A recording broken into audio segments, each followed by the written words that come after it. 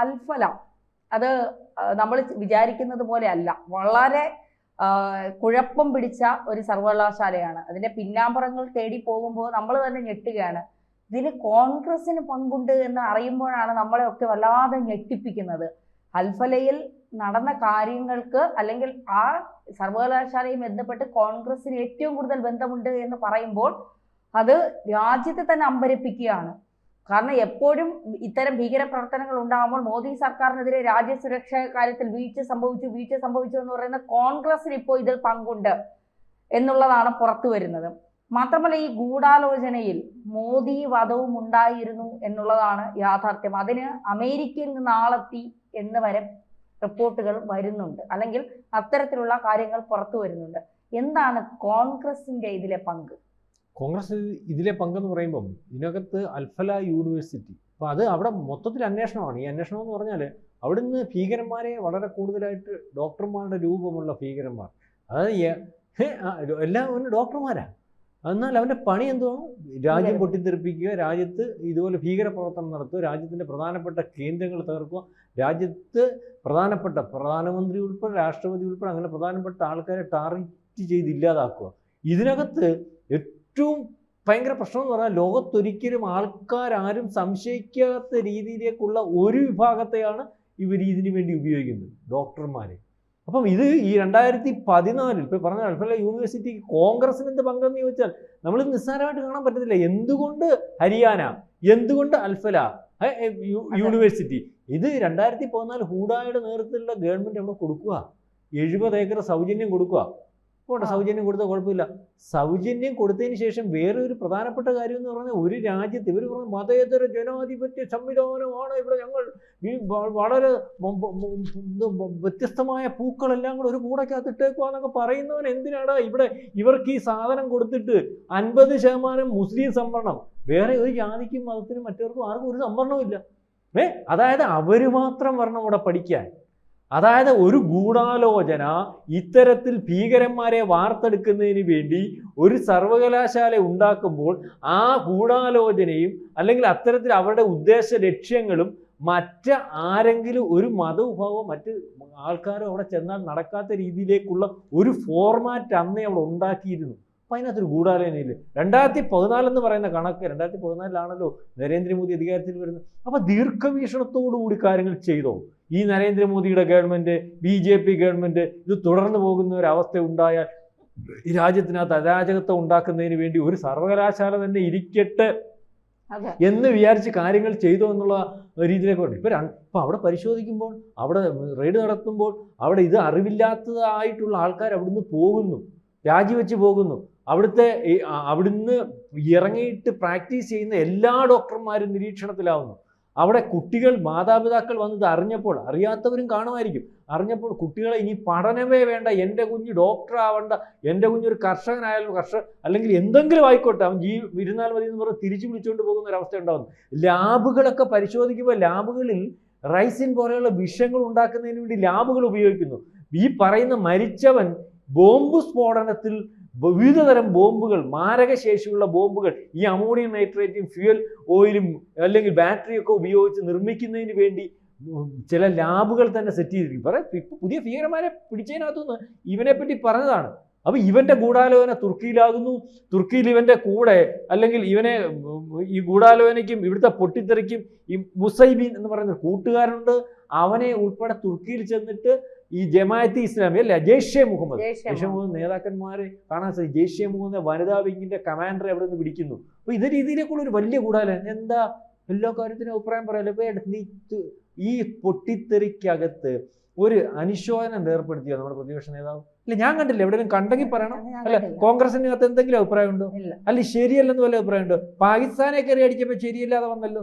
പാകിസ്ഥാൻ അടി മേടിച്ചപ്പം അത് അടി മേടിച്ചില്ലെന്ന് പറഞ്ഞല്ലോ. അപ്പം ഇയാൾക്ക് ഇതിനകത്തൊരു സങ്കടവും ഇല്ലല്ലോ. അങ്ങനെയാണെങ്കിൽ ഈ സർവകലാശാലയ്ക്ക് പിന്നിൽ പാകിസ്ഥാന്റെ ഒരു പങ്ക് കൂടെ കാണണമല്ലോ. അത് പറയുന്ന പാകിസ്ഥാന്റെ അല്ല, അവന്റെ കയ്യിൽ കൂവച്ചോളം ഇല്ലല്ലോ. പാകിസ്ഥാന്റെ അല്ല, ഇതിന് ഫണ്ട് ചെയ്യുന്നത് ഇവിടുത്തെ ചില മുസ്ലിം, അത് തുർക്കി ഉൾപ്പെടെ ഉള്ളിടത്തു നിന്നാണെന്നുള്ള രീതിയിലേക്കുള്ള വിവരങ്ങൾ വന്നു കഴിഞ്ഞു. വെളിയിൽ വിടാത്ത മനസ്സിലായോ? ഇവിടുത്തെ ഫണ്ടിങ് അവർ കൊല്ലത്തിലൊരിക്കൽ അതിനകത്ത് പരിശോധന നടത്തുന്നു. അവിടുത്തെ ഗ്രാമവാസികൾക്ക് ഉൾപ്പെടെ ഉള്ളവർക്ക് അവിടെ ക്യാമ്പിൽ സൗജന്യം കൊടുക്കുന്നു. ഈ സൗജന്യം എന്താണെന്ന് പരിശോധിക്കുകയാണ് ഇപ്പോൾ. ഈ സൗജന്യം മനസ്സിലായില്ലേ? നമ്മൾ പറഞ്ഞുകൂടാ, ഡോക്ടർമാർ മറ്റ് ജാതിയിലുള്ള മുസ്ലിം അല്ലാത്ത ജാതിയിലുള്ള ആൾക്കാർ ചികിത്സയ്ക്കായിട്ട് വന്നാൽ അവരെ വന്ധീകരിക്കുന്നത് ഉൾപ്പെടെയുള്ള കാര്യങ്ങൾ ചെയ്തിരിക്കുന്നു എന്നുള്ള രീതിയിൽ നേരത്തെ വാർത്ത വന്നു. അത് കൂടുതൽ ബലപ്പെടുന്ന രീതിയിലേക്ക് ഇപ്പം വരും. കാരണം നിരപരാധിയായിട്ടുള്ള നല്ലവനായിട്ടുള്ള ഒരു മുസ്ലിം ഡോക്ടറെങ്കിലും ഉണ്ടെങ്കിൽ അയാളെ ഒരാൾ സംശയത്തോടു കൂടി വീക്ഷിക്കാതിരിക്കുന്നതിന് വേണ്ടിയാണ് നമ്മൾ പരസ്യമായിട്ട് അങ്ങനെ അല്ലെങ്കിൽ ദൃഢമായിട്ട് പറയാത്തത്, അല്ലെങ്കിൽ നമ്മുടെ ആൾക്കാർ പറയാത്തത്. അതുപോലെ തന്നെ കഴിഞ്ഞ ദിവസങ്ങളിൽ ഈ ധാക്കയിൽ കൊല്ലപ്പെട്ട ഈ കമാൻഡോ ഉണ്ടല്ലോ, അവന്റെ പേര് ജോൺ ജെയ്സൺ,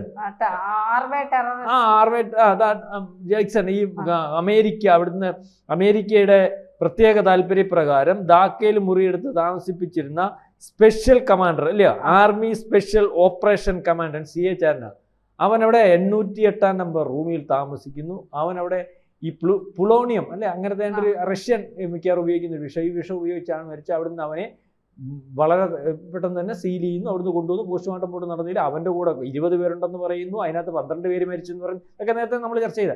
ഇവൻ ഈ സർവകലാശാലയിൽ ചെന്നതായിട്ടുള്ള അനൗദ്യോഗികമായിട്ടുള്ള അല്ലെങ്കിൽ ആ ബന്ധപ്പെട്ടിരുന്നു, അല്ലെങ്കിൽ ഈ മരിച്ചുപോയതിനുമായിട്ട് ബന്ധമുണ്ടായിരുന്നു എന്നൊക്കെയുള്ള രീതിയിലേക്കുള്ള വാർത്തയാണ് വരുന്നത്.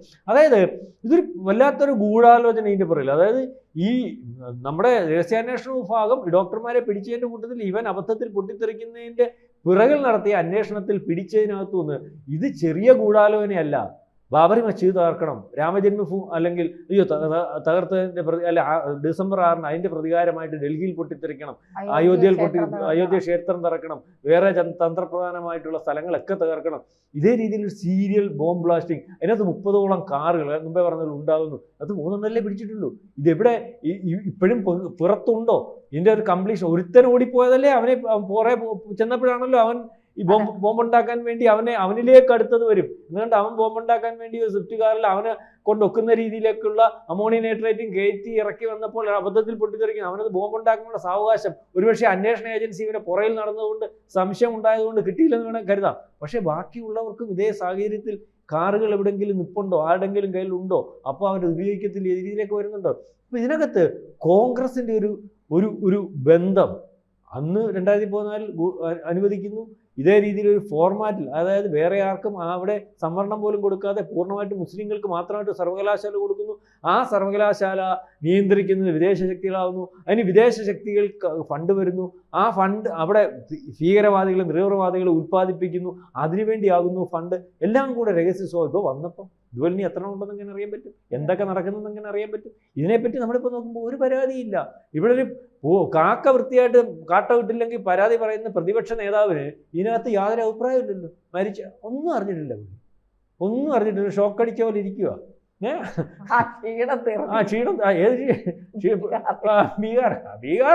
ബീഹാർ പുള്ളി ഇത് ഒന്ന് പറഞ്ഞു നോക്കി. ബീഹാർ നേരത്തെ ഈ BJP വരുന്നപ്പോൾ അറിയത്തില്ലയോ ആ ധീര ജവാന്മാരോട് കാണിക്കുന്ന മര്യാദകേട്. നമ്മൾ ഈ ടെററിസ്റ്റ് അറ്റാക്ക്, ഒരു പുൽവാമ അറ്റാക്കിനകത്ത് അന്ന് വണ്ടി ഇടിച്ചു കയറ്റി സ്കോർപ്പിയോ ഇടിച്ചു കയറ്റി കൊന്നപ്പോൾ ഉമാര് പറഞ്ഞ മോദിക്ക് ഇലക്ഷന് ജയിക്കുന്നതിന് വേണ്ടി ഇവിടുത്തെ ധീര ജവാന്മാരെ കൊന്നു എന്ന് പറഞ്ഞു. അതിനുശേഷം അവസാനം പാകിസ്ഥാനിൽ നിന്ന് വന്ന റിപ്പോർട്ട് കഴിഞ്ഞപ്പോഴേ അവന്മാരെ വായടച്ചത്. ഇതിനകത്ത് പറഞ്ഞല്ലോ ബീഹാർ ഇലക്ഷന് വേണ്ടി ഈ കൊന്നതാണെന്ന്. അപ്പൊ അതായത് കൊല്ലാൻ കൂട്ടുനിൽക്കുന്ന ഒരവസ്ഥ, അവർക്ക് കൂട്ടുനിന്നിട്ട് അതിന് അവരെ ആ കൊന്നവന്മാരെ, ആ ഭീകരന്മാരെ, ആ കൊള്ളില്ലാത്തവന്മാരെ, ആർക്കും ചെയ്യാൻ വയ്യാത്ത പ്രവൃത്തി ചെയ്യുന്നവന്മാരെ വീണ്ടും സംരക്ഷിക്കുന്ന രീതിയിൽ ആ ഉത്തരവാദിത്വം അവൻ്റെ പുറത്തു നിന്ന് എടുത്തിട്ട് നിരപരാധിയുടെ പുറത്ത് വെച്ചിട്ട് ആ പാതകത്തിൻ്റെ ദേഷ്യം ഒന്നും അറിയാത്ത അല്ലെങ്കിൽ രാജ്യസ്നേഹികളുടെ പുറത്തോട്ട് വെച്ച് കിട്ടുന്ന ഒരു സമീപനം കൂടെ മനസ്സിലാവുന്നു. ഇയാൾ ചെയ്യുന്ന പണിയല്ല ഇല്ലേ, SIR ചെയ്യുന്നവരുണ്ട്. അതിനെന്താ ഇപ്പൊ അതാണ്ട് തലയിൽ വാട്ടി കുറെ കൈയും കെട്ടി ഇങ്ങനെ നടക്കുന്ന. ഇനി ഇത് ഉണ്ടാവുമോ ഈ സാധനം? അവസാനം അതോ പാട്ട് മത്സരം ഉണ്ടോ ഇനി? എനിക്കറിയില്ല. ജയതിയുടെ ഇതിനകത്തെ കൂട്ട് ഇനി കാണുമോ? അല്ല എല്ലാം കഴിഞ്ഞോ? മത്സരം എല്ലാം കഴിഞ്ഞോ? ഇല്ല, കഴിഞ്ഞില്ല. കഴിഞ്ഞെന്നാ എനിക്കൊന്ന് രമേശ് ചെന്നിത്തല കഴിഞ്ഞതും പറഞ്ഞു. അല്ല, ഇതെല്ലാം കേസി പറയുന്നത് കേട്ടോ. ഇന്ദിരാഗാന്ധിയുടെ കാലത്ത് പോലും ഇല്ലാത്തതാ. ഇന്ദിരാഗാന്ധിയുടെ കാലത്ത് ഇല്ലെങ്കിൽ ഇപ്പൊ ഉണ്ടായി. അതെ, ഇന്ദിരാഗാന്ധിയുടെ കാലത്ത് ഇല്ലാത്തതൊക്കെയാണല്ലോ ഇപ്പൊ. അപ്പൊ കമന്റ് വന്നിരിക്കുന്നത്, ഒരുത്തരെ കൊണ്ടുപോയി നടന്ന് അവരെ പപ്പുവാക്കി കോമാളിയാക്കിയിട്ട് നിനക്ക് മതിയായില്ലടാ. അതെ അതെ, പുള്ളി ഇടയ്ക്ക് വെച്ച് എന്തോരം അറിയോ, അയ്യോ എൻ്റെ പൊന്നെ, ഇടയ്ക്ക് വെച്ചങ്ങണ്ട് ഇങ്ങനെ മഹാരാഷ്ട്രയിലെങ്ങാണ്ട്, എവിടാ മഹാരാഷ്ട്രയിൽ ഇതിനു മുമ്പുള്ള ഗവൺമെന്റിനെ പറ്റി നമുക്കറിയാമല്ലോ. എന്തുവാ കാര്യം എന്ന് പറയാം, 105 സീറ്റുള്ള BJP പറഞ്ഞത് 45 സീറ്റുള്ള ബാൽ താക്കറെക്ക് മുഖ്യമന്ത്രിയാക്കാൻ ഒക്കത്തില്ല. കേട്ടോണം, അവിടെ ഇയാള് വാർ റൂം തുറന്നതിന്റെ കാര്യമാണ് ഞാൻ പറയാൻ പോകുന്നത്. ആരാ? KC വേണുഗോപാൽ. വാർ റൂം തുറന്നെന്ന് പറഞ്ഞാൽ അപ്പം അവർക്ക് പറഞ്ഞൊക്കത്തില്ല. BJP ഒറ്റ സ്റ്റാൻഡ് ചെയ്യുന്ന ഭരണം പോയാലും പറ്റത്തില്ല, ഇയാൾക്ക് കൊടുക്കത്തില്ല. അന്ന് ഇപ്പോഴിരിക്കുന്ന മുഖ്യമന്ത്രി ഉണ്ടല്ലോ, നമ്മുടെ മഹാരാഷ്ട്ര മുഖ്യമന്ത്രി, അല്ല മഹാരാഷ്ട്ര മുഖ്യമന്ത്രി, ഇപ്പോഴത്തെ മുഖ്യമന്ത്രി ഇപ്പോഴത്തെ മുഖ്യമന്ത്രി, നേരത്തെ അദ്ദേഹം തന്നെയായിരുന്നു BJPയുടെ മുഖ്യമന്ത്രി. ആ ഇടയ്ക്ക് വെച്ച് ഈ വിഷയം വന്നപ്പോൾ അദ്ദേഹം പറഞ്ഞു 101 അല്ല 45 ഉള്ളത്. അപ്പോൾ പറഞ്ഞു എനിക്ക് വേണം. അവർ പറഞ്ഞ് നിങ്ങൾ 2.5 കൊല്ലമെങ്കിലും എന്താ, BJP പറഞ്ഞു 2.5 കൊല്ലം 1 കൊല്ലം തരത്തില്ല. അപ്പം എന്ത് ചെയ്യുന്നറിയാം, അപ്പുറത്ത് ഇവരെല്ലാം കൂടെ 3 പേരോട് അങ്ങ് ഒന്നിച്ചു. 3 പേരോട് ഒന്നിച്ചിട്ട് ഇയാളെയും കൂടെ എടുത്തു വെച്ചാൽ മുഖ്യമന്ത്രി സ്ഥാനം കൊടുക്കാൻ പോകും. അപ്പം അങ്ങനെ 3 പേരോട് ഒന്നിച്ചിട്ട് മുഖ്യമന്ത്രി സ്ഥാനം പുള്ളിക്ക് കൊടുത്ത് അവിടെ ഭരണം ദേവേന്ദ്ര ഫഡ്നാവിസ് 3 പേരോട് ഒന്നിച്ച്, അതായത് NCP ഒന്നിക്കുന്നു, കോൺഗ്രസ് ഒന്നിക്കുന്നു, പിന്നെ വേറെ അന്ന് വേറെ 3 പാർട്ടിയും കൂടെ ഒന്നിച്ചിട്ട് ഇദ്ദേഹത്തെ വിളിച്ച്, ബാൽ താക്കറെ വിളിച്ചിട്ട് മുഖ്യമന്ത്രിയാക്കുന്നു. എന്തൊരു വലിയൊരു ഓപ്പറേഷനാണെന്നറിയും. അപ്പോൾ നിങ്ങളൊന്ന് ആലോചിച്ചോളൂ, എന്തൊരു വലിയ. അപ്പോൾ അവർ പറഞ്ഞാൽ ഞങ്ങൾക്ക് ഇയാളെ ഒക്കത്തില്ല, ഞങ്ങൾ പ്രതിപക്ഷം തരുന്നാലും 101 ഞങ്ങളുണ്ട്, 45 ഞാനെ മുഖ്യമന്ത്രിയാക്കാൻ ഒക്കത്തില്ല.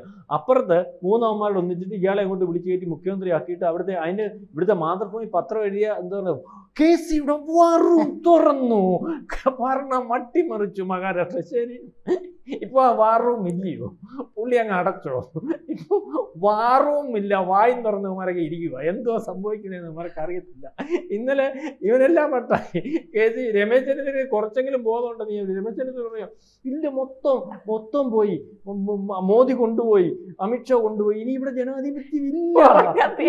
അതെ, ജനാധിപത്യം ഇല്ല, ഒരിക്കലും ഞങ്ങൾ അധികാരത്തിൽ വരത്തില്ല. പുള്ളി എങ്ങനെയാലും അവനെ കുതികാലി വെച്ച് മറിച്ച് KC അടിച്ച് നിലത്തിട്ട് എങ്ങനെയാലും മുഖ്യമന്ത്രി ആവുന്നൊക്കെ വെച്ചിരുന്നു. അപ്പൊ നോക്കിയപ്പോൾ നടക്കത്തില്ല.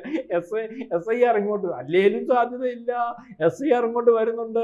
ഇതുകൂടെ കണ്ടപ്പോഴത്തേന് ആകപ്പാടെ പുള്ളി ഇവിടെ ഗുജറാത്തിൽ പോയി പുള്ളി നേതൃത്വം കൊടുത്തത് നല്ല വൃത്തിയായിട്ട് തന്നതാ. ഗുജറാത്തിൽ പോയി നേതൃത്വം കൊടുത്തതിന്റെ തലേന്ന് കയറിഞ്ഞിട്ട് പുള്ളി പോടെ തന്നെ ഓക്കെയാണ്, ഭയങ്കര റിസൾട്ട് വന്നപ്പം പുള്ളി പോയിടത്തും ഇല്ല, രാഹുൽ പോയിടത്തും ഇല്ല, KC പോയിടത്തും ഇല്ല, എങ്ങും ഇല്ല. ഇവന്മാരുടെ പഴയ പണി നടക്കത്തില്ല.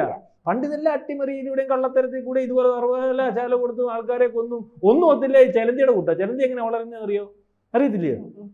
ചെലന്തിയുടെ പള്ളയ്ക്ക് ഇരുന്ന് ആ മുട്ട വിരിയുന്നു, ആ മുട്ട അമ്മയെ തിന്ന് ചെലന്തി ഒരു പരുവത്തിന് കുഞ്ഞുങ്ങളാകുമ്പോഴത്തേക്കും തള്ള ചത്തിരിക്കും. അതാണ് കോൺഗ്രസിന്റെ കാര്യം. ഞാനീ പറഞ്ഞത് കോൺഗ്രസിന്റെ കാര്യം. ഏറ്റവും അവസാനം ഒന്നും മുതലേ നമ്മുടെ അറിയത്തില്ല, ഇന്ദിരാഗാന്ധിയെ കൊന്നതിന് US ബന്ധമുണ്ട്. അതിനകത്ത് അവിടുത്തെ അന്നത്തെ ഒരു നേതാവിന്റെ പേര് വന്നായിരുന്നല്ലോ കേന്ദ്രമന്ത്രിയായിട്ടുള്ളത്. അത് കഴിഞ്ഞിട്ട് രാഹുൽ രാഹുലിനെ കൊല്ലത്തില്ല, രാഹുലിനൊരു അവസ്ഥവും പറ്റില്ലേ, അത് അവർ നോക്കിക്കോളും. അവർക്ക് വേണ്ടപ്പെട്ടവനല്ലേ, BJPക്ക് ഏറ്റവും വേണ്ടപ്പെട്ട രാഹുൽ ഗാന്ധി. ഇരട്ടി മോദിയെക്കാട്ടി ഇരട്ടി സെക്യൂരിറ്റി അവിടുത്തേക്ക്. രാഹുൽ ഗാന്ധിയുടെ അച്ഛൻ രാജീവ് ഗാന്ധി, ആ മനുഷ്യനെ, അദ്ദേഹത്തെ കന്താ കൊല്ലാൻ തോന്നുമായിരുന്നു, ആ മനുഷ്യനെ കൊണ്ടുവന്ന് ഇവിടെ വെച്ചിട്ട് പ്രധാനമന്ത്രിയാ, ഒരു സെക്യൂരിറ്റി ഇല്ല. കോൺഗ്രസിന്റെ ഏതെങ്കിലും ഒരു പരിപാടി വന്നാല് ഈ പറയുന്ന പോലെ തോർത്ത് കെട്ടിയിട്ട് അതേ ഞാൻ കിടക്കുന്നവന്മാരെ സ്റ്റേജിനകത്ത് എത്ര സ്റ്റേജ് അടിച്ചു വീണിട്ടുള്ളത് നിങ്ങൾക്കറിയോ? KPCC പ്രസിഡന്റ് വരുന്നതിനകത്ത് ബൂത്ത് പ്രസിഡന്റ് വരെ അതിന്റെ പുറത്ത് കയറി ഇരിക്കുന്നിടത്താ അന്ന് ആ പാവം മനുഷ്യനെ കൊണ്ടുവന്ന് അവിടെ കുരുതി കൊടുത്തത്. ഒരു കോൺഗ്രസ് നേതാവ് മരിച്ചില്ല. മൂപ്പനാരെന്ത് ചെയ്യുന്നു, അവിടുത്തെ DCC പ്രസിഡന്റ് ആരുമില്ല, ഇയാൾ മാത്രം മരിക്കുന്നു. അറിയോ?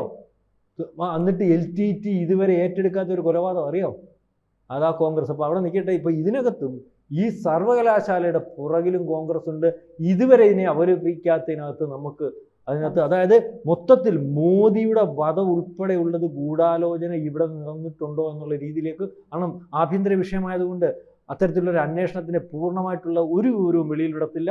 അതാണ് ഇത്രയും നിഗൂഢമായിട്ട് ഒരു മറുപടിയും പറയാതെ നേതാക്കന്മാരിരിക്കുന്നു. ഭീകരവാദമാണെന്നോ തീവ്രവാദമാണെന്നോ ഇതിൻ്റെ പിറകിൽ ആരുണ്ടെന്നോ എന്ന് നമുക്ക് വേണ്ടപ്പെട്ടവരും പ്രധാനപ്പെട്ടവരുമായിട്ടുള്ള നമ്മുടെ നേതാക്കന്മാർ ആരും പറയുന്നില്ല. പക്ഷേ വളരെ വലിയ വലിപ്പത്തിലുള്ള അന്വേഷണം അന്വേഷിച്ചിട്ട് അതിൻ്റെ പൂർണ്ണതയിലേക്ക് എത്തിച്ചേർന്നിട്ടുണ്ടോ എന്ന് പല കാര്യങ്ങൾ കേൾക്കുമ്പോൾ നമുക്ക് പോലും തോന്നുന്നുണ്ട്. എന്നാലും ഭയാനകമാണ്. ഇത്രയും വലിയ ഒരു ഗൂഢമായ നീക്കം അല്ലെങ്കിൽ നിഗൂഢമായ നീക്കം ഇവിടെ നടന്നിരുന്നോ എന്ന് നമുക്ക് സംശയിക്കേണ്ടിയിരിക്കുന്നു. അതായത് ഈ നമ്മുടെ ആഭ്യന്തരമന്ത്രിയും ഒരുപക്ഷെ മുൻ സൈനിക മേധാവി മരിച്ചുപോയ റാവത്ത് അദ്ദേഹം പറഞ്ഞ 2.5 രണ്ട് രാജ്യങ്ങൾ, പാകിസ്ഥാൻ ബംഗ്ലാദേശ് അല്ലെങ്കിൽ പാകിസ്ഥാൻ ചൈന അപ്പോൾ ഇപ്പം നമുക്ക് വേണമെങ്കിൽ പാകിസ്ഥാൻ തുർക്കി, പക്ഷേ അതിനപ്പുറം നമ്മൾ സൂക്ഷിക്കേണ്ടത് 0.5 എന്ന് വെച്ചാൽ ആഭ്യന്തര ശത്രുക്കൾ. ആ ആഭ്യന്തര ശത്രുക്കളാണ് ഇപ്പോൾ ഇവിടെ വിളയാടുന്നത്, നടമാടുന്നത്. ബാക്കി രാജ്യങ്ങൾക്കൊന്നും നമ്മളെ ഉപദ്രവിക്കാൻ പറ്റുന്ന ഒരവസ്ഥയില്ല. നമ്മളെ ഭയമാണ്, ഇങ്ങോട്ട് അടിച്ചാൽ അവർ തീർന്നു പോകുന്നുള്ള ഭയം. പക്ഷേ യുവന്മാർ സ്വയം ഇല്ലാതായി രാജ്യത്തെ ഇല്ലാതാക്കാൻ നിൽക്കുന്ന ആഭ്യന്തര ശത്രുക്കളെ സൃഷ്ടിക്കുന്ന തിരക്കിലാണ്. പാകിസ്ഥാൻ തിരക്കിലാണ്, ബംഗ്ലാദേശ് തിരക്കിലാണ്, തുർക്കിയും തിരക്കിലാണ്. കൂടുതൽ വാർത്തകളും വിശേഷങ്ങളും നിങ്ങളിലേക്ക് എത്താൻ ABC മലയാളം സബ്സ്ക്രൈബ് ചെയ്യുക, ബെൽ ബട്ടണും അമർത്തുക.